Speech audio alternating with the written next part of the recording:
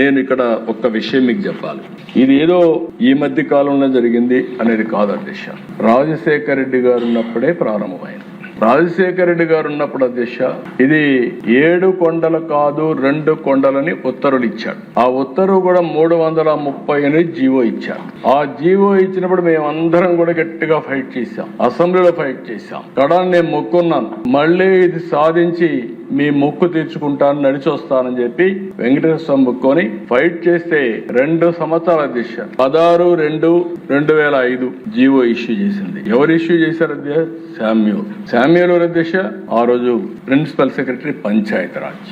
నేను ఎందుకు మళ్ళా ఈ మాట మాట్లాడుతున్నానంటే ఒక్కొక్కసారి డెలిబరేట్ గా ఏ విధంగా చేస్తారనేది ఎగ్జాంపుల్ ఇది. శామ్యూల్ ఇది క్రిస్టియన్, తప్పులేదు. కానీ బ్రిటిష్ వాళ్ళు కూడా తలపెట్టనటువంటి ఆలోచనకు నాంది పలికిన వ్యక్తులు వీళ్ళు. వాళ్ళ కమిట్మెంట్ ఉండొచ్చు, కానీ ఎప్పుడు కూడా మనం అందరం మాట్లాడితే దిశ 7 కొండలవాడ వెంకటరమణ గోవిందా గోవిందా ఇది స్లోగన్.